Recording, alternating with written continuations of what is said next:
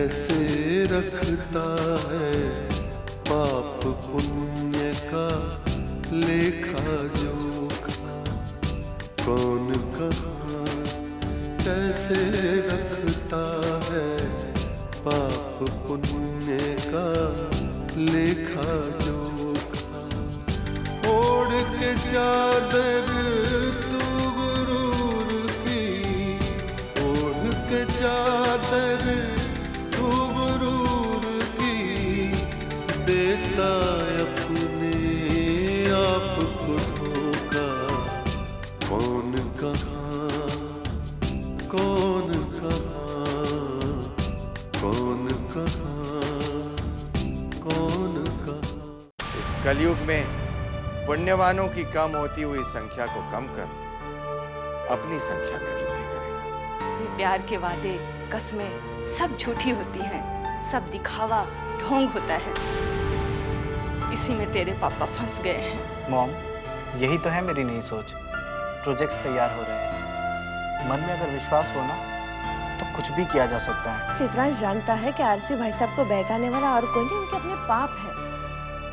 हमें आरसी भाई साहब से मिलकर उन्हें सारी बातें समझा देनी चाहिए। दाएं हाथ में कर्म रखता हूँ और सफलता तो मेरे बाएं हाथ का खेल है। आप देखना, आपका ये कृष्णा देखते ही देखते सफलता की ऊंचाइयों को कैसे छू लेगा। वीरू जी, आप ही कहते थे ना कि मैडम आप डिसीजन लेने में देर नहीं करती, और मेरा हर डिसीजन मुझे एक सीढ़ी ऊपर चढ़ाता गया है। पर वीरू जी, आपने तो। और मैंने क्या बोलिए उर्वशी जी, मैंने क्या? मैंने सिर्फ इतना ही किया कि एक एलिजिबल बिजनेस टाइकून को आपके करीब लेकर आया हूं मैं। उससे ज्यादा और मैं क्या कर सकता हूं, वक्त नजाकत मौका देकर। और अगर वो आदमी आपसे नहीं पट सकता तो वीरू किसी और बिजनेस टाइकून को आपके सामने खड़ा कर देगा। नहीं वीरू जी, नहीं, उर्वशी हार नहीं मानेगी।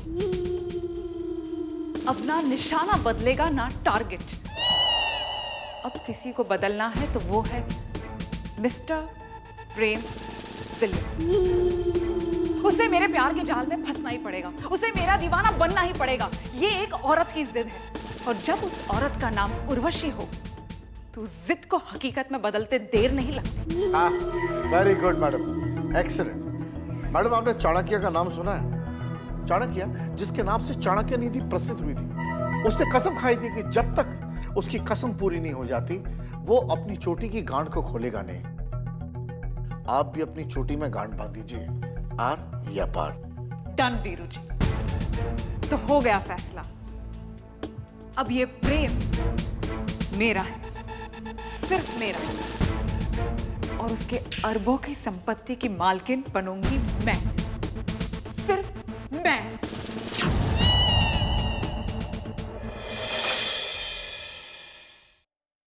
हेलो अर्चना। हाय। मम्मी पापा कहाँ सो गए? नहीं, मम्मी और पापा आलोक के करीबी दोस्त के घर गए हैं बर्थडे पार्टी में। और तुम नहीं गई? पापा ने कहा होगा कि चित्रांश रात को आएगा तो उसे खाना कौन देगा, और इस चक्कर में अर्चना की पार्टी मिस होगी, है ना? चित्रांश जी, आप जो संघर्ष कर रहे हैं उसके लिए बर्थडे पार्टी मिस करना क्या? अगर हमें हमारी जिंदगी मिस करनी पड़े तब भी हम पीछे नहीं हटेंगे। कितना अपनापन मिला है मुझे इस घर में, और वो भी ऐसे इंसानों से जो वास्तव में मेरे कुछ भी नहीं।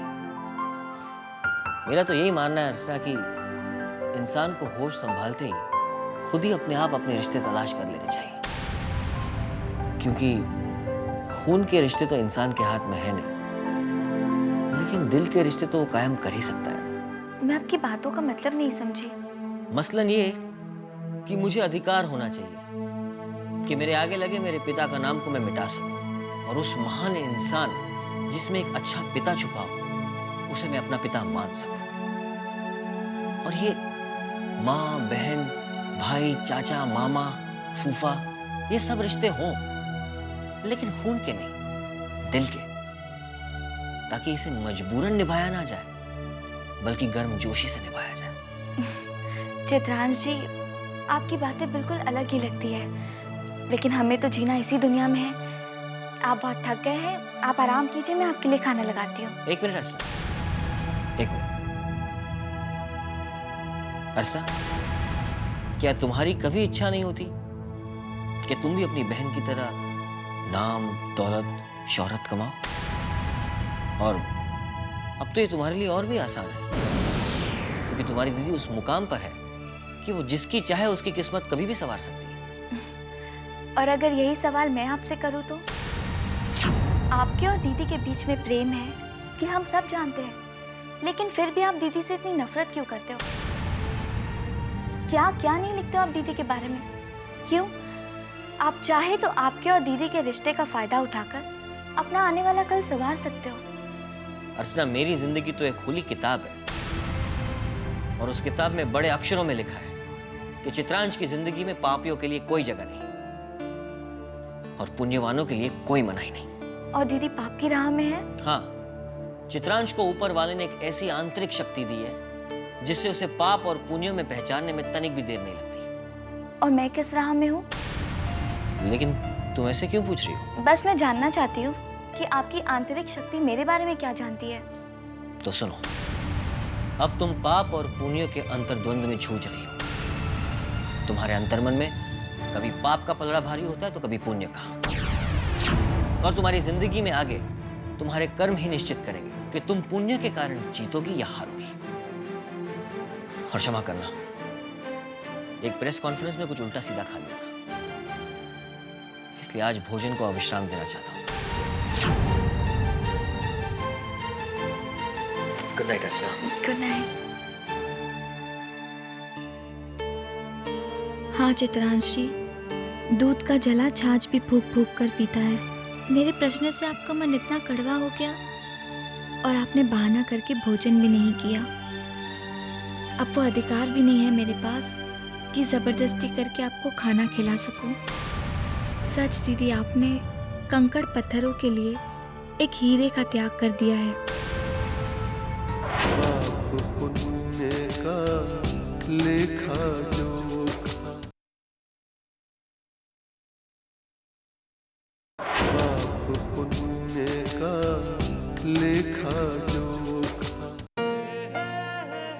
क्या बात है भावना, ये कैसी चुप्पी साध रखी है तुमने? पहले तो तुम बोल बोल कर मेरी जान खा जाती थी, लेकिन अब है तो बस चुप रहती है। क्या बोलूं संदेश, अब अंतरात्मा खाती है मुझे। तुम्हें पता है, कल मॉम ने अपनी उसी उम्र का एक किस्सा सुनाया जिस उम्र में आज मैं हूँ, और उसे सुनकर मुझे ऐसा लगा कि हमारी ये उम्र वास्तव में हमें ख्वाब दिखा सकती है। उन ख्वाब को पूरे होने का गारंटी नहीं ले सकती। अगर तुम्हारी इशारा मेरी तरफ है तो मैं तुम्हें इस बात की गारंटी देता हूँ कि मैं तुमसे ही शादी करूँगा, और अगर तुम चाहो तो अभी इसी वक्त कर सकता हूँ। और रही बात उम्र के ख्वाबों की, तो ये पर्सन टू पर्सन डिपेंड करता है। उदाहरण के तौर पर ऐसे कई लोग हैं जो बहकने वाली उम्र में नहीं बहकते, लेकिन होशो हवास की जिंदगी देख लेने के बाद, समझ लेने के बाद बहक जाते हैं।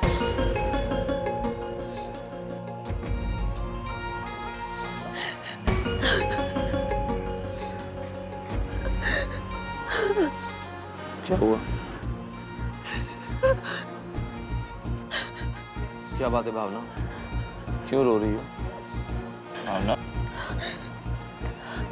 संदेश, मेरे डैड भी बहक गए हैं, और वो भी इस उम्र में। तुम ठीक कहते हो संदेश। मैं क्या करूं संदेश? ना मुझसे मॉम का दुख देखा जाता है और ना डैड की बर्बादी। डर लगता है मुझे डर लगता है संदेश। डैड कभी ऐलान कर देंगे कि वो हमारी सौतेली माँ को लेकर आ रहे हैं। सोचो जरा, कितनी बदनामी होगी। क्या मैं मुंह दिखा सकूंगी लोगों को? और भैया का क्या होगा संदेश? क्या वो ये बर्दाश्त कर पाएगा कि उसके डैड इतने घिरे हुए निकले? संदेश, हमारा घर तहस नहस हो रहा। कौन है जो इसको बचा सकता है? कौन है वो नागिन? उसकी हकीकत क्या है यह हमें जानना होगा, ताकि हम तुम्हारे पापा को हकीकत बता सके और उनकी आंखें खोल सके। क्योंकि मेरा ये दावा है, किसी का हंसता खेलता घर उजाड़ने वाली कोई देवी नहीं हो सकती। हाँ संदेश, अब यही करना होगा। तुम अपने डैड से पूछो, अपने डैड की राय लो। वो तो जानते होंगे ना वो कौन है, और अगर नहीं जानते हैं तो जान लेंगे। और हाँ, शायद मॉम भी उसके घर गई थी। फोन पर किसी ने बताया था, तो मॉम को तो पता होगा उसका एड्रेस। संदेश, मैं मॉम से पता करती हूँ, और तुम अपने डैड से पूछो। अब हमें देर नहीं करनी चाहिए, बिल्कुल नहीं। ठीक है, तुम टेंशन मत लो, मैं सब देख लूंगा। अब हंस दो। नहीं संदेश, अब भावना तब तक नहीं मुस्कुराएगी जब तक अपनी मॉम के चेहरे पर मुस्कुराहट नहीं देख लेगी।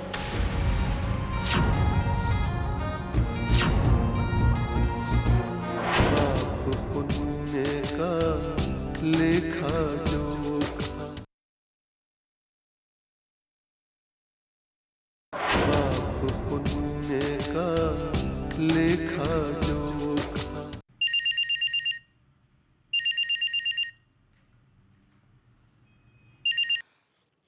हेलो।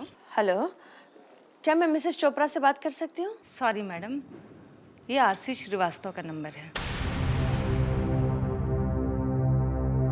आरसी श्रीवास्तव, जो हिडन अखबार के मालिक हैं?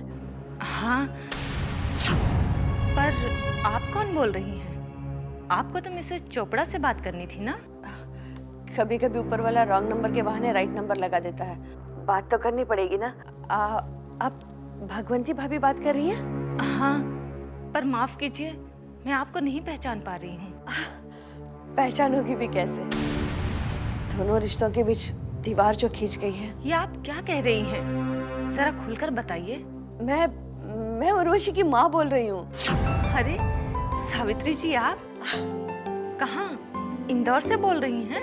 नहीं, हम इंदौर से मुंबई आ गए हैं। इनका मुंबई में ट्रांसफर हो गया है। कब? आप लोगों ने हमें खबर ही नहीं की। कैसे खबर देते? उर्वशी की वजह से दोनों दोस्तों के बीच मनमुटाव जो हो गया है, एक ही शहर में रहकर मिल नहीं पाते, इस बात का दुख जरूर है। सावित्री जी, आज आपने सही समय पर फोन किया।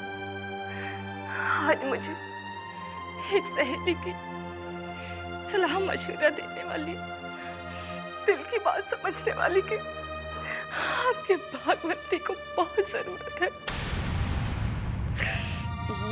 ये क्या कर रही हैं आप रो क्यों रही है? आपका तो सुखी संपन्न परिवार है, भाई साहब भी अच्छे हैं, उनकी रोज खबर मिलती रहती है। कौन देता है उनकी खबर? अब तो उर्वशी ने भी हमसे रिश्ता तोड़ लिया है। चित्रांश ने, जो आपके अखबार में कॉलम राइटर है, पाप पुण्य का, जिसने धूम मचा रखी है। हाँ, वो इंदौर का हमारे घर में ही रहता है। हाँ सावित्री जी, पाप ने धूम मचा दी है मेरी गृहस्थी में। आप मुझसे मिलने आ जाइए, फोन पर इतनी बातें नहीं हो सकती। आज एक बहन को दूसरे बहन की बहुत जरूरत है। आ जाइए। हाँ, आप रोइए मत, मैं आज ही आती हूँ। हाँ, आपका एड्रेस है हमारे पास, वही वालकेश्वर वाला ना? घर तो वही है, पर हिम्मत रखो भगवंती, हर समस्या का हल होता है। मैं आ रही हूँ।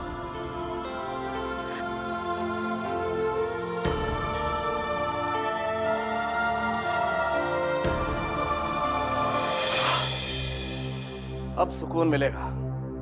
इस चित्रांश के चक्कर में जब से मूर्ति घर पे आई है, टेंशन ही टेंशन रहने लगा है। जाओ, ले जाओ इसे।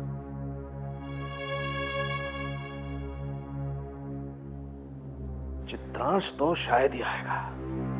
मैं आ गया हूं पापा।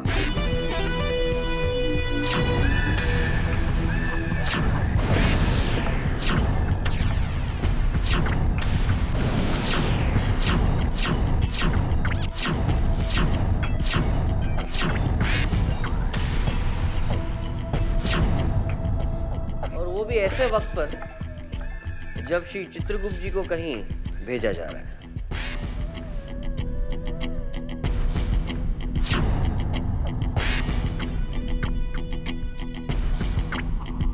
पाप पुण्य का लेखा जोखा, पाप पुण्य का लेखा जोखा। जाओ इन्हें वापस अपनी जगह रख दो।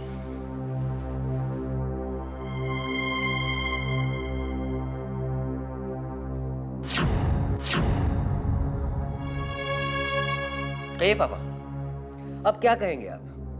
आप भी हैं, मैं भी हूं और श्री चित्रगुप्त जी भी हैं, जिनके सामने आपने शरणागत होने का दावा भी किया था। चित्रांश, बेटा तुम गलत समझ रहे हो। दरअसल हमने इस मूर्ति की विधि विधान से स्थापना नहीं की थी और ना ही हमें पूजा अर्चना की विधि आती है। हमने सोचा कि जब तुम आ जाओगे तो अच्छी तरह से विधि विधान के साथ इस मूर्ति की स्थापना करेंगे, लेकिन जब तुम नहीं आए बेटा तो चलिए, एक झूठ बोलकर एक पाप और बढ़ा लिया आपने अपना। लिख रहे हैं ना आप, हमारे पूज्य पिताश्री के पाप पुण्य का लेखा जोखा। शायद आप भी थक गए होंगे लिखते लिखते,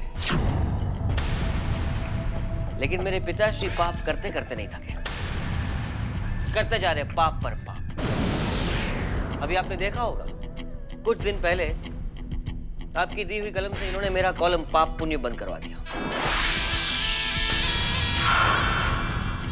अब तो आप इनकी शक्ति से परिचित है ना,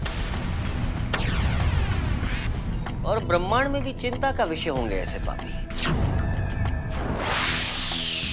चित्रांश, ये क्या उल्टा सीधा बोल रहे हो? हमारे ही छत के नीचे हमारा ही अपमान कर रहे हो? अपनी जबान पे लगाम देना सीखो चित्रांश, वरना कलम का हश्र तो तुम देख ही चुके हो ना। कहीं तुम्हारी जुबान का हश्र भी वैसा ही ना हो। चलिए, एक और बड़ा पाप बढ़ गया आपके खाते।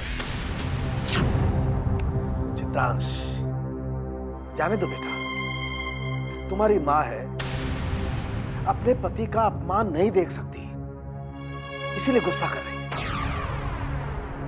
तो देखो बेटा, ये तुम्हारी गलत फहमी है कि मैंने तुम्हारा लेख रुकवाया है। मैं क्यों करूंगा ऐसा? बेटा, मैं तो तुम्हें नया अखबार चलाने के ऑफर दे रहा हूं। ऐसी गलती मत कीजिएगा पापा। मैं अखबार खोलूं और आपके पैसे से? जरा सोचिए पापा, अगर ऐसा हो गया तो फिर मैं क्या क्या लिखूंगा। खैर, ये सब बातें जाने दीजिए। पापा, जिंदगी में पहली बार आपसे कुछ मांगा, क्या मुझे वो चीज मिलेगी?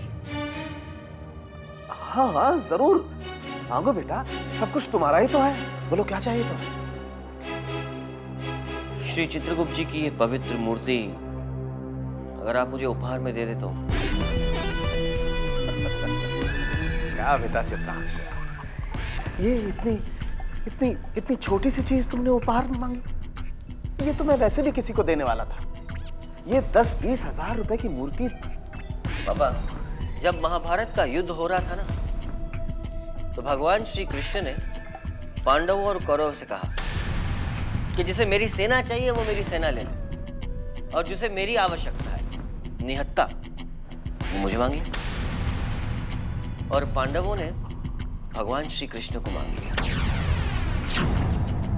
और पापा, आप महाभारत के युद्ध के परिणाम से तो परिचित ही हैं।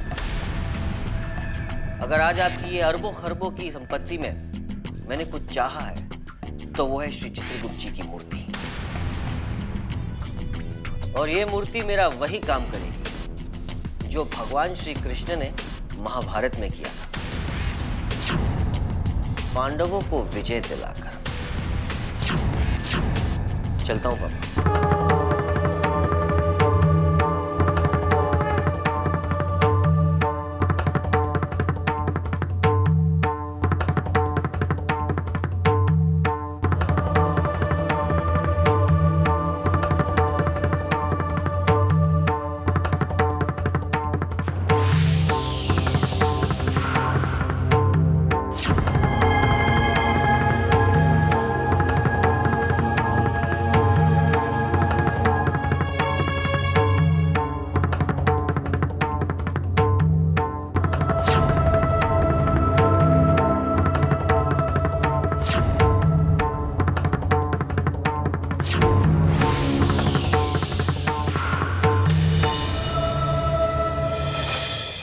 हर इंसान का अक्स वहाँ पर, हर इंसान का कच्चा चिट्ठा, हर इंसान का कच्चा चिट्ठा।